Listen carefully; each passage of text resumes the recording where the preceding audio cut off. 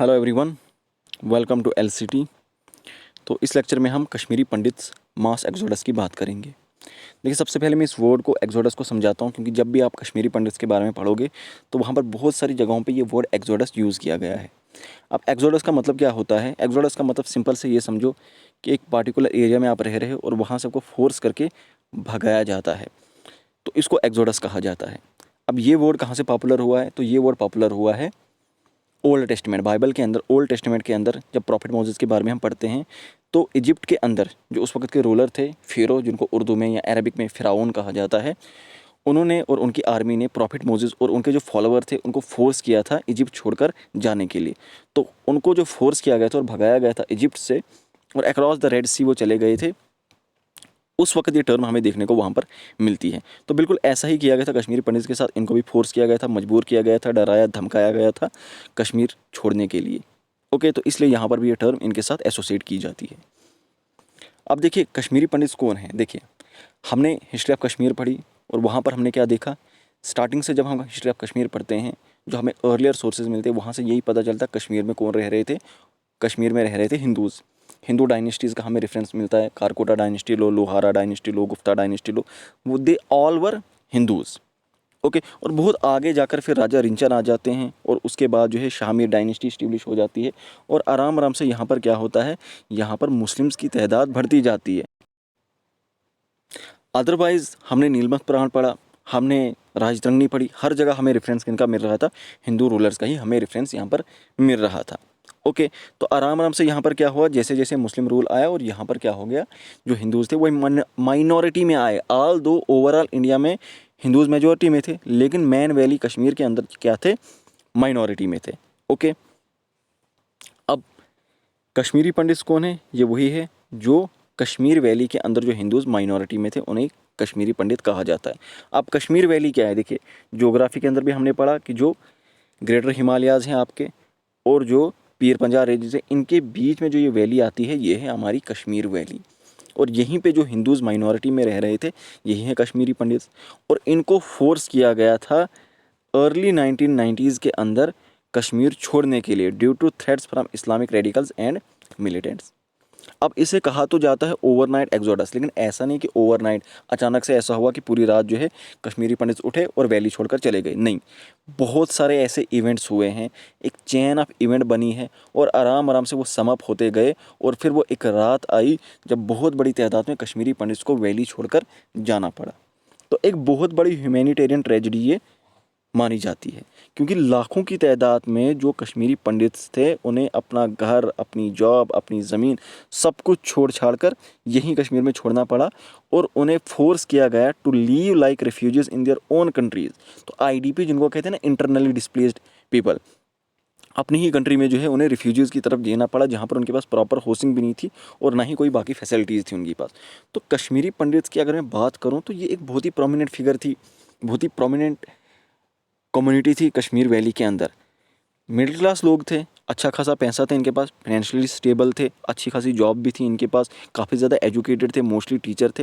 यानी काफ़ी ज़्यादा आप कह सकते हैं ये लोग एजुकेटेड थे, एक बहुत इंपॉर्टेंट पोजीशन होल्ड कर रहे थे सोसाइटी के अंदर। तो अच्छे खासे घरों में रह रहे थे और बाद में फिर इस तरह की लाइफ जो है, इस तरह के टेंटों में जो है इन्हें अपनी लाइफ गुजारनी पड़ी और पीछे इस तरह से आज इनके घरों की ये हालात है।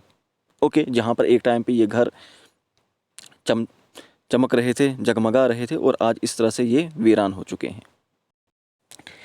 अब इस पूरे इशू को समझने के लिए क्या रीज़न रहे, क्या सिनेरियो था उस वक़्त, इसके लिए उस वक़्त की पॉलिटिक्स को समझना बहुत ज़्यादा ज़रूरी है। अब 1980s की अगर मैं बात करूं तो 82 के अंदर क्या हुआ था, शेख अब्दुल्ला की हो जाती है डेथ। अब शेख अब्दुल्ला पहले से कश्मीर की हिस्ट्री के अंदर एक काफ़ी ज़्यादा इंपॉर्टेंट रोल इनका रह चुका है। शेख अब्दुल्ला कौन है? देखिए, उमर अब्दुल्ला को अगर आपने नाम सुना है, उमर अब्दुल्ला जो फॉर्मर चीफ मिनिस्टर हैं जम्मू एंड कश्मीर के, उनके ग्रैंडफादर थे।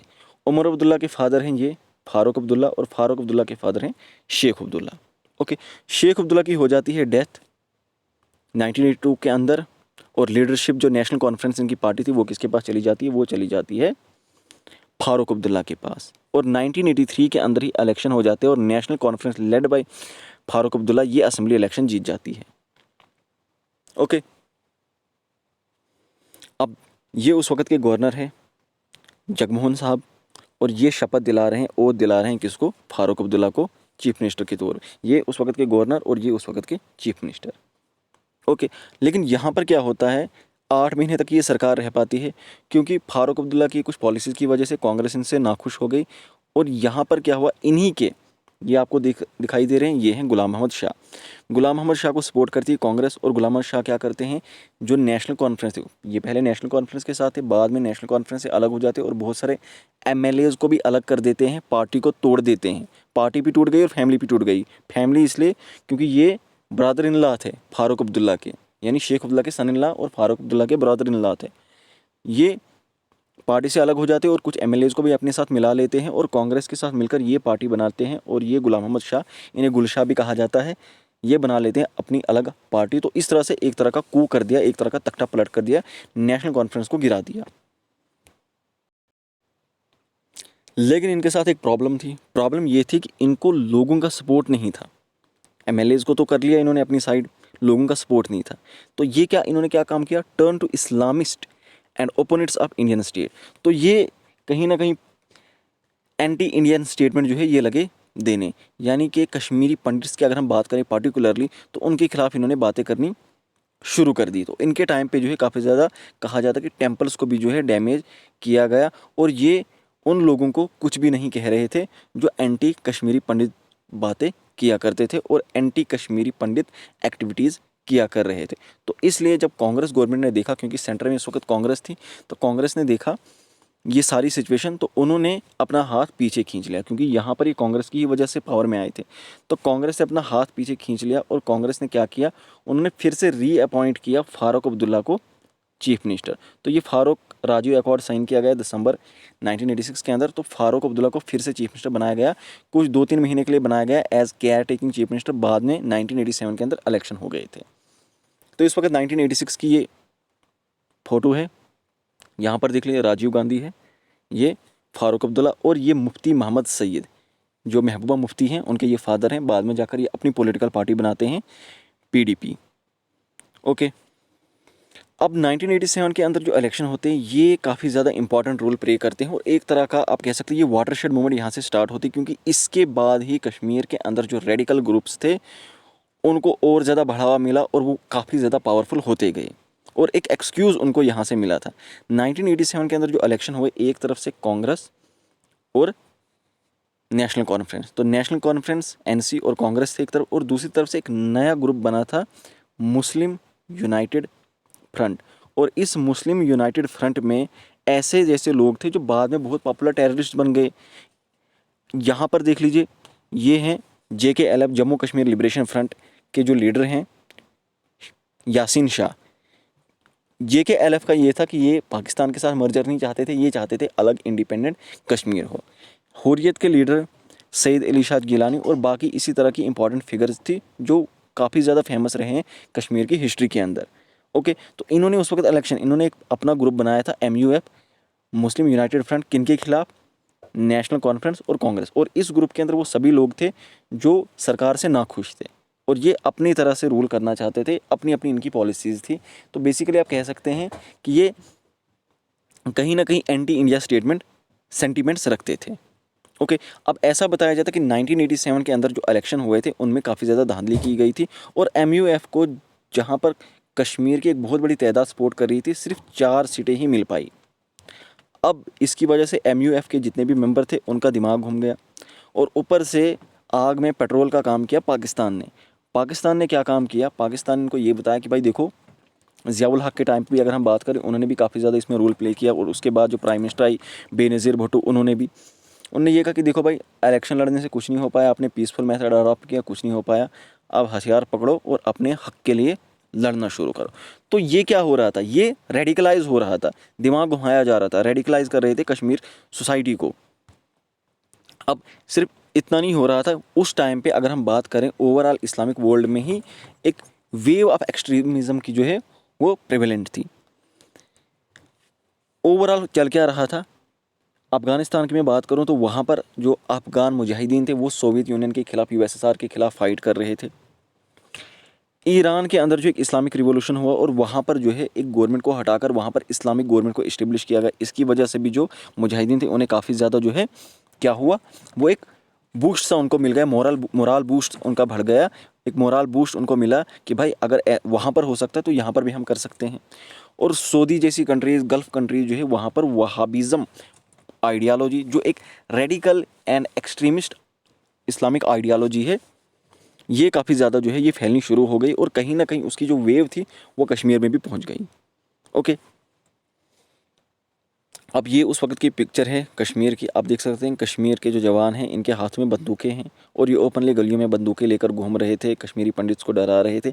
अब ये बंदूकें, हथियार जिनके पास कहाँ से आ रहे थे? ओबियसली ये उस पार से आ रहे थे। तो उस वक्त दो मैन ग्रुप थे, एक JKLF था, जम्मू कश्मीर लिबरेशन फ्रंट, ये प्रो इंडिपेंडेंट जिनके यासिन शाह जिसके लीडर हैं। तो ये उस वक्त क्या काम कर रहे थे, ये इंडिपेंडेंस की बात कर रहे थे, लेकिन ये पाकिस्तान के साथ मर्जर भी नहीं चाहते थे। और दूसरा था जमाते इस्लामी कश्मीर, इनका क्या काम था, ये चाहते थे कि भाई पाकिस्तान के साथ हमें जुड़ना है। और ये दोनों ही मिलकर क्या कर रहे थे, एंटी इंडिया सेंटीमेंट जो है कश्मीरी पॉपुलेशन के अंदर उसको बढ़ावा दे रहे थे। अब जो टाइम पीरियड था 1987 से लेकर 1990 तक, इस टाइम पीरियड पे इंसर्जेंसी काफ़ी ज़्यादा पीक पे थी और काफ़ी ज़्यादा, क्योंकि देखो जब मुस्लिम यूनाइटेड फ्रंट जो है ये हार गया था तो इसकी वजह से क्या हुआ, आल्दो कि इसकी काफ़ी ज़्यादा पॉपुलैरिटी थी, लेकिन इसके बाद ही रेडिकलाइजेशन जो है वो वैली में काफ़ी ज़्यादा बढ़ गया था। और कश्मीर के जो जवान थे जिनके पास हथियार आ गए थे, उन्होंने क्या काम किया था, वो ओपनली इंडिया की जो पॉलिसीज़ थी उनको अपोज कर रहे थे। कश्मीरी पंडित्स को जो स्पेशली जो टारगेट किया जाता, वो कश्मीरी पंडित्स को ही टारगेट किया जा रहा था। तो इसकी वजह से ओवरऑल कश्मीर के अंदर जो है काफ़ी ज़्यादा वायलेंस देखने को मिला था और ओपनली जो है इंडिपेंडेंस की और इस्लामिक रूल की डिमांड्स कश्मीर वैली के अंदर उठ रही थी। और जैसे मैंने आपको बताया कि पाकिस्तान का एक बहुत इंपॉर्टेंट रोल है, उस वक्त की जो प्राइम मिनिस्टर थी बेनज़ीर भुट्टो, इन्होंने ओपनली अपनी स्पीचेज़ में कश्मीर के अंदर कहा कि कश्मीर के अंदर जो जिहाद चल रहा है हमें उसको सपोर्ट करना है, और उसको सपोर्ट कर रहे थे। और बहुत सारे ऐसे जवान थे जिनको LOC उस पार भेज दिया जाता था और वहाँ पर उनको ट्रेनिंग देकर, हथियार देकर इस पार कश्मीर वैली के अंदर वापस भेजा जाता था पाकिस्तान और ISI के दोबारा। अब कुछ ऐसी किलिंग्स हुई जिन्होंने पूरी की पूरी वैली के अंदर एक डर का एक बहुत ही ज़्यादा माहौल गर्म कर दिया। जैसे कि पंडित टीकालाल टपलो, ये BJP उस वक्त नई पॉलिटिकल पार्टी थी, उनके लीडर थे और एक एडवोकेट भी थे, इनको गोली मार दी गई और उनको भी मार दिया गया। एक रिटायर्ड जज पंडित नीलकंठ गंजो, इनको भी मार दिया गया क्योंकि इन्होंने क्या काम किया, इनके ऊपर ये ब्लेम लगाया जाता कि इन्होंने क्या काम किया था। JKLF के जो फाउंडर थे मकबूल भट्ट, JKLF वही है जिसके लीडर यासिन शाह है, उनको जो है डेथ सेंटेंस दे दी गई थी, तो इनको भी गोली मार दी गई। इसके अलावा एक जर्नलिस्ट और लायर भी थे प्रेमनाथ भट्ट, इनको भी जो है अनंतनाग के अंदर, साउथ कश्मीर के अंदर, इनको भी गोली मारकर इनकी भी हत्या कर दी गई। और इसके अलावा जो सबसे ख़तरनाक चीज़ थी, जहाँ पर इन रेडिकल ग्रुप जो थे इनको काफ़ी ज़्यादा बूस्ट मिला था, वो चीज़ थी कि हुआ क्या था कि भाई उस वक्त के जो होम मिनिस्टर थे मुफ्ती मोहम्मद सईद, इनकी बेटी को किडनैप किया गया था और जो टेररिस्ट थे उन्होंने ये कहा कि भाई आपको हमारे 5 लोगों को छोड़ना पड़ेगा, और गवर्नमेंट ने यही किया। उन्होंने उनके जो 5 आदमी थे जिनको छोड़ने की बात की गई थी उनको छोड़ दिया गया। और इससे क्या हुआ, इनका मोराल काफ़ी ज़्यादा बूस्ट हुआ कि हमने सरकार को झुकाया है, हम आगे भी सरकार को झुका सकते हैं, अपनी डिमांड जो है वो फुलफ़िल करवा सकते हैं, मनवा सकते हैं। ओके, तो कहीं ना कहीं ये कहा जाता है कि सरकार की एक बहुत बड़ी गलती थी, इस तरह का स्टेप नहीं लेना चाहिए था, इन रेडिकल ग्रुप्स के साथ किसी भी किस्म का कॉम्प्रोमाइज़ नहीं करना चाहिए था।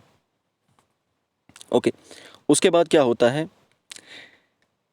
अब मुफ्ती मोहम्मद सईद जो है, देखो उस वक्त सेंटर में गवर्नमेंट थी, बाद में आई थी 1989 के अंदर जो गवर्नमेंट आई थी, नेशनल फ्रंट की गवर्नमेंट VP सिंह की थी। अब उसमें होम मिनिस्टर थे मुफ्ती मोहम्मद सईद। अब मुफ्ती मोहम्मद सईद क्या काम करते हैं, उन्होंने ये बताया, उस वक्त के जो प्राइम मिनिस्टर थे VP सिंह, उनको ये कहा कि भाई आप जगमोहन को गवर्नर अपॉइंट करो। ओके, और जो फारूक अब्दुल्ला की जो गवर्नमेंट है उसको डिसमिस करना पड़ेगा, क्योंकि इस तरह की सिचुएशन जो कश्मीर के अंदर उस वक्त प्रेवलेंट थी, इसको देखकर मुफ्ती मोहम्मद सईद ने यही एडवाइस दी VP सिंह को। अब उस वक्त चीफ मिनिस्टर कौन थे, चीफ मिनिस्टर थे फारूक अब्दुल्ला। तो फारूक अब्दुल्ला ने ये कहा कि भाई अगर आपने जगमोहन को गवर्नर यहाँ पर अपॉइंट किया तो मैं रिज़ाइन कर दूंगा, और ऐसा ही हुआ भी। जगमोहन को उन्होंने गवर्नर बनाकर यहाँ पर भेज दिया और फारूक अब्दुल्ला ने रिज़ाइन कर दिया। तो 19 जनवरी 1990 को जगमोहन जो है वो जम्मू पहुँच गए थे, और उसी दिन जो है चीफ मिनिस्टर जो फारूक अब्दुल्ला थे उन्होंने रिज़ाइन कर दिया। अब आप ज़रा आइडिया लगा लीजिए, यहाँ पर सिचुएशन देखिए, ये टाइम कौन सा है, जनवरी का महीना चल रहा है। अब जनवरी में क्या होता है, कश्मीर में हुआ करता था दरबार मूव, जो कैपिटल थी विंटर्स में कहाँ पर आती थी, जम्मू आती थी, और समर्स में चली जाती थी वो कश्मीर। अब ये टाइम है विंटर्स का, इस वक्त जो कैपिटल है वो कहाँ पर है, वो है जम्मू में। सेक्रेटरीट, कैबिनेट, एडमिनिस्ट्रेशन वो सारी की सारी कहाँ पर पहुँच गई है, वो पहुँच गई है जम्मू के अंदर, और कश्मीर में पीछे कोई भी नहीं है। सेंटर ने गवर्नर को भेजा था, और गवर्नर भी जो वो कहाँ पर फंस गए, वो फंस गए हैं जम्मू के अंदर। मौसम ख़राब है, वो कश्मीर भी नहीं जा सकते थे। चीफ मिनिस्टर ने रिज़ाइन कर दिया है। तो आप ज़रा आइडिया लगा लीजिए, जहाँ पर एडमिनिस्ट्रेशन नहीं है, जहाँ पर गवर्नमेंट नहीं है, और इस तरह के इन्वायरमेंट में आप पीछे कश्मीर में फंसे हुए हो, जहाँ पर आसपास किसी वक्त धमकियाँ दी जा रही हैं, घरों के अंदर छोटे छोटे बम डाले जा रहे हैं, परेशान किया जा रहा है। इस तरह के इन्वायरमेंट में आप सोच कर देखो आपके ऊपर किस तरह की क्या आपके ऊपर बीतेगी उस वक्त। ओके, तो इस तरह के इन्वायरमेंट में कश्मीरी पंडित पीछे फंस गए। तो होने क्या लगा, उनको और ज़्यादा टेरराइज किया जाने लगा। ओपन न्यूज़पेपर में लिखा जा रहा था, जो ये लॉर्ड स्पीकर्स थे उनमें ये ऐलान किया जा रहा था कि इस डेट को वैली आपको छोड़नी पड़ेगी, अदरवाइज़ ये करेंगे वो करेंगे। तो इस तरह की धमकियाँ जो है ओपनली दी जानी लगी थी। ओके, तो इस तरह से एक डर का जो माहौल था, एक तरह का आप कह सकते हैं कि रेन ऑफ टेरर जो है कश्मीर वैली के अंदर स्टार्ट हो गई थी। अब फाइनली वो रात आती है, नाइट ऑफ टेरर जिसे कहा जाता है, 19 जनवरी 1990। अब इसमें क्या होता है, 19 जनवरी 1990 को काफ़ी ज़्यादा और ज़्यादा जो कम्युनल वायलेंस था, और ज़्यादा जो स्लोगन्स दिए जा रहे थे, एंटी हिंदू स्लोगन जो दिए जा रहे थे, एंटी इंडिया जो स्लोगन दिए जा रहे थे, वो काफ़ी ज़्यादा बढ़ जाते हैं। और यहाँ पर फाइनली कश्मीरी पंडित ने जो उन्होंने डिसाइड किया कि अब हमें वैली को छोड़ना पड़ेगा, और 20 जनवरी को जो है पहली जो वेव थी उन्होंने वैली को छोड़ना शुरू कर दिया। और उसके बाद भी जो जनवरी, उसके बाद मार्च अप्रैल में भी इसी तरह से कश्मीरी पंडित जो है आराम आराम से वैली को छोड़ने लगे।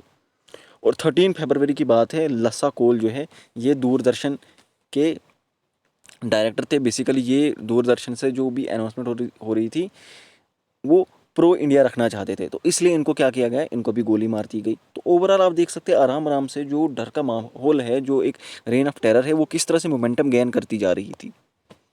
तो ये इस तरह से ये एट्रोसाइटी जो है ये कंटिन्यू होती गई। कश्मीरी पंडित्स के ऊपर जो भी जुल्म था, हर तरह का जो भी परेशानी उनको पहुंचाई जा रही थी वो की जा रही थी। और जो भी सर्वाइवर्स है बहुत सारे, उन्होंने यही कहा कि बहुत सारे लोगों को किडनैप किया गया, लड़कियों के साथ रेप किया गया, मर्डर किया गया थ्रू आउट ये जो पीरियड एक्सोडस, यानी कि वो वैली छोड़ रहे थे बट फिर भी उनको उनके साथ ये सारी प्रॉब्लम जो है ये हो रही थी।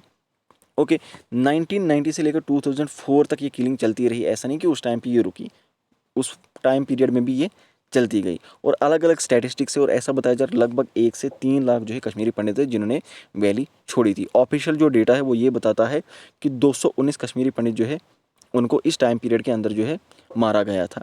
और उसके बाद जो है बाकी सोर्सेज जो है वो ये बताते कि नहीं, 700 से 800 के करीब जो है वो किलिंग्स की गई थी। इसी तरह से अगर हम कश्मीरी पंडित संघर्ष समिति जो है इनकी बात सुने तो इनके अकॉर्डिंगली जो है उस वक्त कश्मीर जो फैमिलीज़ थे जो जनवरी 1990 में रह रहे थे वो टोटल कितने थे, ऑलमोस्ट 75,000 थे। उनमें से 1990 और 92 तक जो है मोर देन 70,000 फैमिली ने जो है वो कश्मीर वैली को छोड़ दिया था। और ये सिलसिला जो है 2000 तक भी चलता रहा, उसके बाद भी छोड़ते रहे। ओके, और पीछे कितने बचे थे, उनमें से सिर्फ 800 फैमिलीज़ पीछे वैली में बचे थे। आज भी वहाँ पर कश्मीरी पंडित हैं, ऐसा नहीं है। तो इस तरह की ये सिचुएशन जो थी ये हमें उस वक्त देखने को मिली थी। तो आई होप आपको समझ आ गया होगा कि उस वक्त सिनेरियो क्या था, क्या हुआ था पीछे, कौन से वो ऐसे इवेंट हुए थे और क्या क्या उस वक्त वो चैन ऑफ इवेंट चली थी। तो इस तरह से कश्मीरी पंडित ने वैली छोड़ दी, बाद में ये जम्मू में आकर रहने लगे। कुछ लोग जो है दिल्ली चले गए और बाकी जगहों पे चले गए, अलग अलग सिटीज़ में जिस हिसाब से उनके पास था। लेकिन क्योंकि ये सब कुछ छोड़ कर आ गए थे, अपनी ज़मीन, घर, परिवार सब कुछ छोड़ छाड़, परिवार को लेकर आ गए थे, यानी जो पीछे जो भी सोर्स ऑफ इनकम था वो वहीं पर छोड़कर आ गए थे, अपनी बस जान बचाकर आ गए थे ये। इसलिए इनके साथ जो है आगे जाकर बहुत ज़्यादा बुरी सिचुएशन में इनको रहना पड़ा, इस तरह के टेंट्स में रहना पड़ा, रेफ्यूजीज़ की तरफ जो है इनको अपनी लाइफ को गुजारना पड़ा था। ओके, तो ये लेक्चर था कश्मीरी पंडित्स के ऊपर, जहाँ पर हमने कश्मीरी पंडित्स का मास एक्सोडस जो था उसके बारे में बात की। इसके अलावा हिस्ट्री ऑफ कश्मीर की प्लेलिस्ट के अंदर आपको 2 और लेक्चर मिलेंगे जहाँ पर हमने हिस्ट्री ऑफ कश्मीर 1947 से लेकर 2019 तक की डिस्कस की है, और वो भी आप देख लीजिएगा, क्योंकि वहाँ से भी ओवरऑल आपको एक पिक्चर क्लियर हो जाएगी कि 1947 के बाद, आज़ादी के बाद जो है कश्मीर के अंदर कौन कौन से इवेंट्स हुए थे, उनके अंदर ये भी एक इंपॉर्टेंट इवेंट था। तो वो आपको एक बेटर पिक्चर देगा इस सिचुएशन को समझने के लिए। ओके, तो आई होप मैंने जस्टिस किया होगा इस लेक्चर के साथ, आपको समझ आया होगा। Thank you so much, bye bye and take care.